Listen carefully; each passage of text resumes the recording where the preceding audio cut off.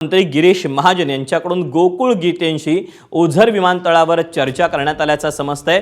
उदय सामंत, दादा भुसे हे विमानतळावर दाखल झालेले होते आणि गोकुळ गीते यांच्यासोबत मंत्री गिरीश महाजन यांनी चर्चा केलेली आहे। तर गोकुळ गीते यांनी शड्डू ठोकलेला होता महायुतीच्याच उमेदवाराविरोधात विधान परिषदेमध्ये आणि त्यानंतर नाशिकमध्ये हाय व्होल्टेज ड्रामाही पाहायला मिळालेला होता।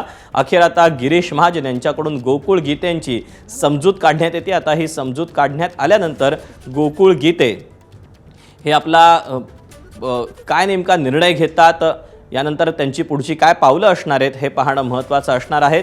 स्थानिक स्वराज्य संस्थांच्या निवडणुकीमध्ये अर्थात विधान परिषदेच्या निवडणुकीमध्ये गोकुळ गीते हे अपक्ष उमेदवार आहेत। त्यांचे बंधू गणेश गीते यांनी देखील आपला उमेदवारी अर्ज भरला होता, मात्र तो त्यांनी उमेदवारी अर्ज मागे घेतला। याबद्दलचे अपडेट जाणून घ्यात आपल्यासोबत मुकुल कुलकर्णी आहे।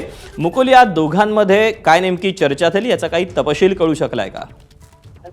2 दिवसापासून उदय सामंत नाशिकमध्ये तळ ठोकून होते आणि आता आपण बघतोय की तिन्ही मंत्री उदय सामंत, गिरीश महाजन आणि दादा भुसे हे एकाच वाहनाने विमानतळाच्या दिशेने गेलेले होते आणि त्याच ठिकाणी गोकुळ गीते हे देखील आले आणि आता गोकुळ गीते उदय सामंत यांची भेट होत आहे।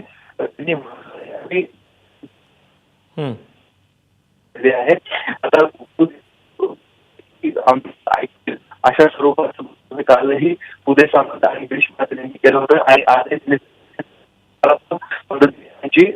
सुरू आहे ते बघणं महत्वाचं आहे।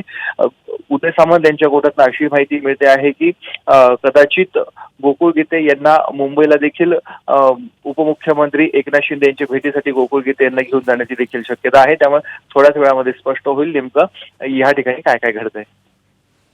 अपडेट जाणून घेत राहू। तुर्तास धन्यवाद दिलेल्या सविस्तर माहितीबद्दल। तेव्हा गिरीश महाजनांनी गोकुळ गीते यांची चर्चा झालेली आहे। आता पुढे नेमक्या काय घडामोडी घडत आहेत पाहणं महत्त्वाचं असणार आहे।